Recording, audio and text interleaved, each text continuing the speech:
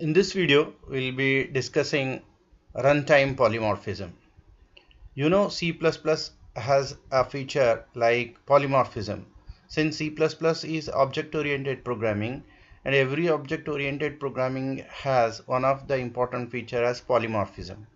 And due to this polymorphism, the application will get dynamism. What it is, that's what we'll discuss today. How through runtime polymorphism we can make an application extensible. That I'll going to demonstrate you. So before that, let's first define what is runtime polymorphism. Perhaps you are familiar with polymorphism, one name many forms. So when we have one object behaving differently in different contexts, then we say that it is giving a polymorphic behavior. That's why it is a polymorphism. Why we have two kinds of polymorphism, compile time polymorphism and runtime polymorphism. Say in C++ you implement compile time polymorphism with the help of function overloading and operator overloading. These two will allow you to implement compile time polymorphism, or you can call it as a static polymorphism. So these are the two concepts which will allow you to implement compile time polymorphism. So what polymorphism, one name many forms. Say if you talk about function overloading, when we define add function, so you have seen in non-object oriented programming languages like C, if you want to add two numbers, two integers, so this is the function. Now if you want to add two real numbers, so you need to define a function with different, say three real numbers you are adding. So you cannot give same name to two functions. So you need to change there, add 1 or add I, add f, like this. But in C++ you can name the two functions with the same name, because there is a compile time polymorphism. The how the system or how the compiler will differentiate these two, how it resolve the calls, it makes use of the information of arguments, argument type and argument number it uses. So here there is a number of arguments 2 and here it is 3. This is how the compiler distinguishes at compile time. When you call a function with like 2.5, 3.5, 1.5, then it understands that I must call a function with this. So it links a function with real numbers or 3 arguments. If you pass 2 arguments like 2, 5, so 2 integers you are passing and 2 arguments, then it links to a function. This is how the compile time information is available and you will be able to do it. If it is something like add, you have two functions with the same name and same argument types, argument count. So this is what now the calls are there. But actually these are two different calls.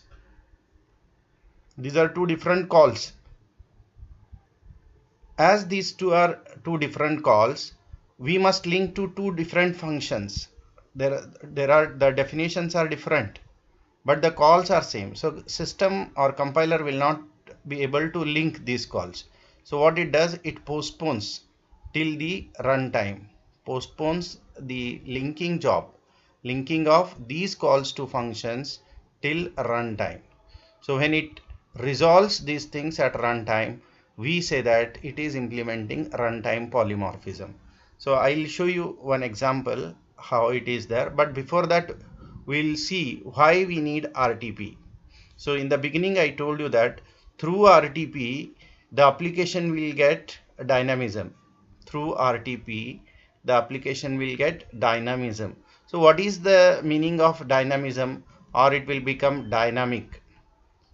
So say you have with you, this is a existing system, existing software or application you have. Now you want to add something new. This is a new thing. As per the this one, as time changes, there is a need of new things. There is a new requirements. So with respect to those new requirements, you want to add some new modules to your existing software. So it depends now. with what is, with what is, with what amount of ease, what amount of ease you are able to add this new module to existing software, that depends on whether the existing system is supporting object oriented programming or not. If it is supporting object oriented programming, then we'll be using inheritance and polymorphism. These two concepts, these two features will make these new modules easily we can add to the existing software, or you can say it will enable these new modules work with the old code. So these two features, what they do, they enable new modules to work with existing software or code, existing code. Or you can say the other way, put it in other way, the old code, say this existing software or app is a old code. The old code is able to run or use new code. New modules means what? New code. So this is how this is possible only because of this runtime polymorphism. Runtime polymorphism. So runtime polymorphism is possible with through inheritance. So we must make use of method overriding, function overriding. So when we define a function, in subclass or derived class with the same name as that of the parent or the superclass with different definition, then we call it as a method overriding or function overriding. This function overriding concept will help you to implement this RTP, and in C++ we call that as a like virtual functions. So we implement RTP through virtual functions. So virtual function is simply, it's not any special function, it is the function or the behavior which you are overriding in your main class or in your parent class. You have to add a keyword virtual. By doing so, what it does, the system internally, the compiler creates a virtual table of virtual functions, wherein which is this function and for which we are implementing RTP. So it will keep a track. So we don't need to go into those details. So our aim is how RTP will allow us to extend the application. So let me give you an example here. So this is an example for RTP. At the same time, it will demonstrate you how runtime polymorphism will help you to extend the application. That all I will demonstrate. First, I will demonstrate what is RTP. Then in the second case, I will demonstrate how RTP will help you to add a new code without any changes to the existing code. And that's what we call it as a extensibility. So here I have defined a class called employee. Employee is a class, and it has a method like init, basic method which will initialize, and there is one method find tax. So we compute or find tax of an employee. So it will be say 20% of salary. Okay, that's fine. Now let's define again a new class called manager. That manager will extend employee, or you can say it inherits employee. So whatever we have in employee, that all will come here. So now here once again we are defining find tax. This is what we call it as a function overriding. Function overriding. Without function overriding, we cannot implement RTP. Say this is the function we have already, find tax. If I don't define it here, this function if I don't define, so what the system does, what the compiler does, it will take the method find tax, it will take the function find tax of employee, and the same thing will be computed for manager. Actually for manager we are supposed to take 25% of salary. If you don't define this function, say here, then the inherited function find tax of employee will be there here. That will come into picture, and this is how manager's tax will become 20%. So we don't want it to be 20%. we want it to be 25%. So what we do, we suppress the behavior of our base class or super class, and we want a new behavior with 25%. That's why I once again define with the same name, find tags, same name, here no arguments, here also no arguments, and same return type, and even public scope should also be same. Here it is in public and here also it is in public. Now that's why this is how I am overriding it. Okay, fine. Whenever I create an object of manager and invoke find tags, it will take now 25%. See, if I don't define, it will take 20%. Now director again, class again from employee. For that I will be providing 30% tax. I want 30% of salary. This is how the classes have been defined. This is a hierarchical inheritance we have used here. So this is a employee. From employee I have done manager, and from manager again from employee director. So this is how it is a hierarchical. Now what I do here, I go for this one, main function. Say this is a employee e1 dot init. Since init is a method of employee, it has been inherited in manager. I can invoke init on manager object. I can invoke init on director object. This is how they got initialized: 10,000, 20,000, 30,000. Now to implement a runtime polymorphism, one important concept is that C++ uses pointers. So the base class pointer, or you can say the superclass pointer, superclass reference or pointer, can store address of any of its subclass objects. This is the concept we have, subclass objects. This is the concept or feature we have with this available with C++. That's why now in this BP is a base pointer. I can store address of E1. It is of the same class, no issue. But here I am storing address of M1 in BP. So BP can represent address of M1. BP can represent address of director also, because D1 is a subclass or derived object of employee. It is director is derived from employee. That's why I can store address of D1 in BP. Manager is derived from employee. So manager object can, address of manager object can be stored in the base class pointer employee. Say employees type, BP's type is employee. So BP can store address of M1, BP can store address of D1. With this concept, it is possible for us to demonstrate a runtime polymorphism. Now you can see here, this is the call: BP arrow find tags, BP arrow find tags, BP arrow find tags. So all these three calls are identical, they are same. So at compile time, the compiler is not able to resolve the calls. Which function this should be linked to which definition, this should be linked to which definition, the compiler is not able to resolve at compile time. So it postpones till runtime. How at runtime it will resolve? At runtime, BP, what is there in BP, what BP is representing, that will be known to us at runtime. How? Because this assignment is there, no? This assigning will take place at runtime only. So this is how, when address of E1 is assigned in BP at runtime, and when you say BP arrow find tags, it is the method or it is a function of employee.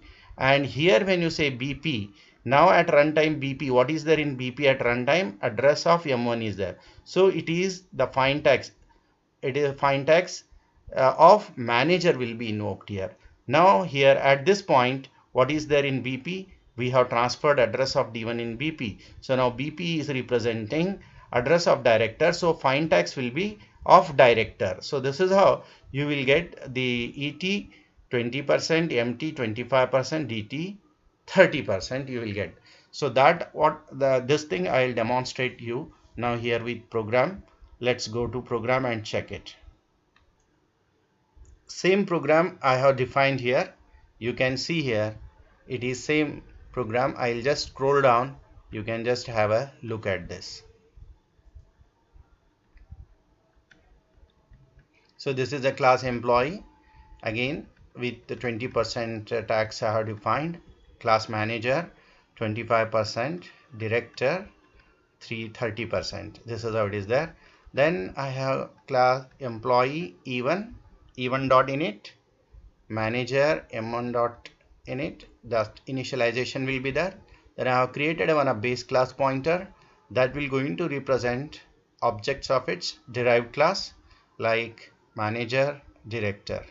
So first time I'll be storing address of employee itself, no issue. Then BP arrow find text. Then here in the second line, here I'll be changing the address now. So this change of address of M1 will come in BP at runtime. So now at runtime, when you say BP, the BP find text, the system understands that it is the function of manager I am supposed to invoke, supposed to link. So at runtime it will link using the information what is there in BP. So what is there in BP that the system will come to know at runtime. So it will invoke the function of manager. Again here now address of D1 is passed in BP director, and during this call what the system does, what is there in BP, it inspects, it is the object of director. So then it links this find text to find text of director, and this is how it will do. Let's run it and check now.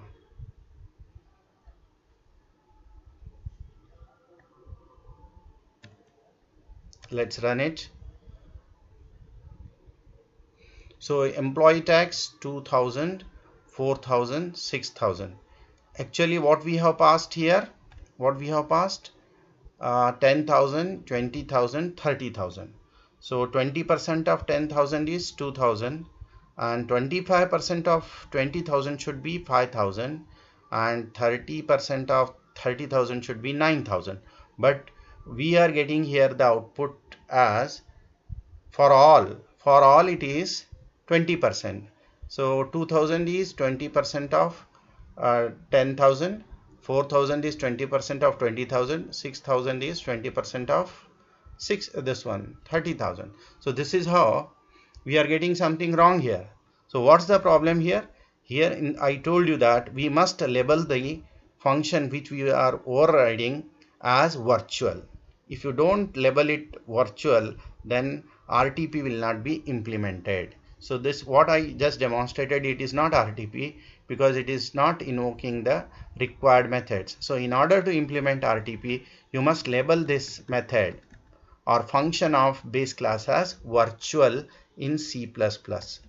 In C++ it is mandatory, compulsory to label it as virtual, and then you can run it. And now you will get the exact thing like what is required. Let us run it and check now.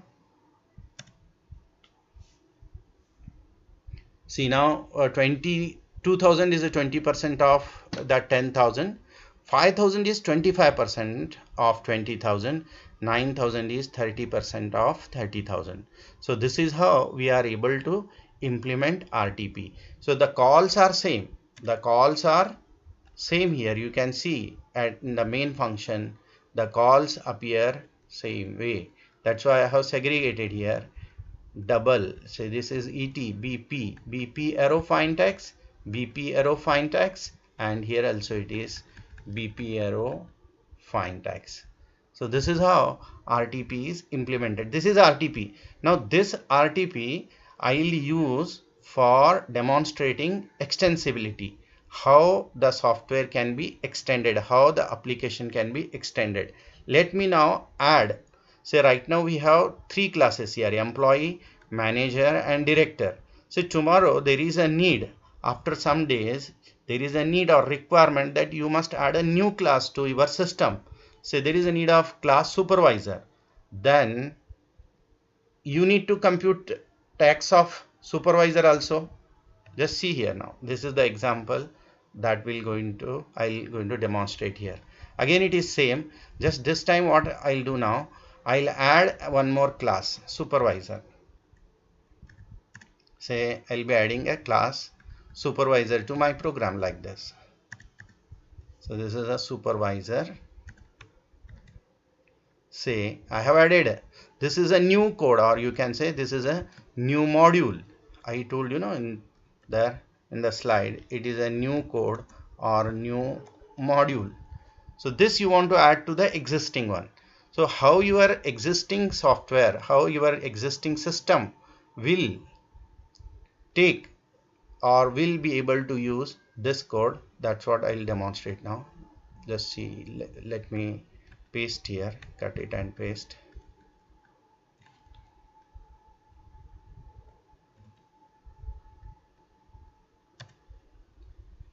So here I'll paste it. I have modified little bit and I'll explain you what is that.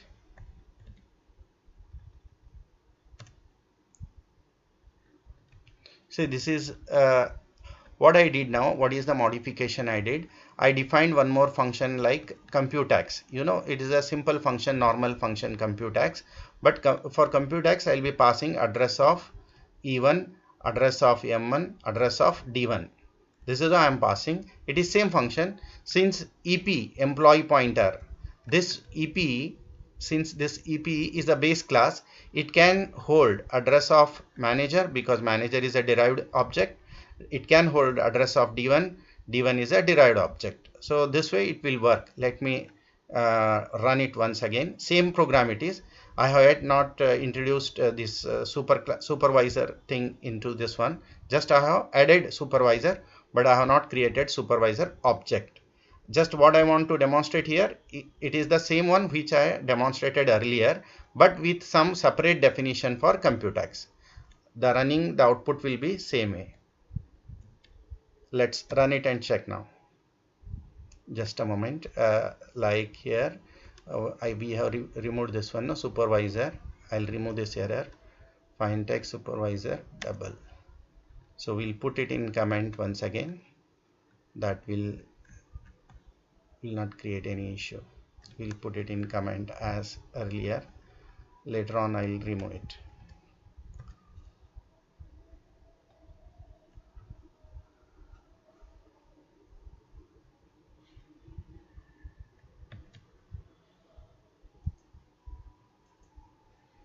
So let me run the program and check once again. It is same what I demonstrated to you earlier. There is no any change. Say 2000, 5000, 9000. Now I'll introduce this new class supervisor and then I'll demonstrate you. I have added a new code or new module to it, and how my old code. Say this is your old code computax.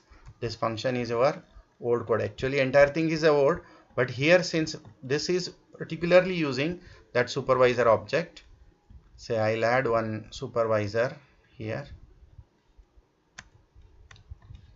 Supervisor s1 is equal to s1, then s1 dot init.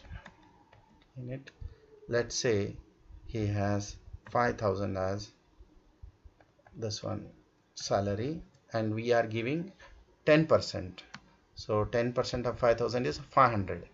This way we should get this one. Now supervisor tax, we'll take comma st supervisor tax, and st is equal to, now I'll say I am using computax for supervisor. Computax for supervisor, address of s1 I'll pass. So now this old code is able to use supervisor, new code. Supervisor is a new class I have added. So how it will do that, I'll demonstrate you here now. See, cout /n/t supervisor tax is equal to, it will be st we have taken, no, st endl. Now what actually here it is, supervisor, it is a new class you have added. This is a new class you have added, supervisor, and this object of this class is still represented by EP employee, because we have derived supervisor from employee. And when I say EP find tax at runtime, in EP supervisor object will come. So your old code is able to use new code, and this is how I am able to extend the application. So let's run it and check now. So let's see what is that error. Undefined symbol supervisor. So what we have named it class as supervisor. Super, here yes, R is missing, that's why we are getting error. Okay, Alt R, run it. So you can see now employee tax is 2000, manager tax is 5000, director tax is 9000, and supervisor tax is 5000. So that's what I want to tell you here. The new thing supervisor, which you have added, extended, can this new thing your application is able to use. So when we enable the old code to use new code, we say that it is extended. This is how RTP will help you to implement runtime polymorphism. Hope you got it, what is RTP and how it is helping you to implement runtime polymorphism. I guess you understood. Thanks for watching. If you like it, do share with your friends.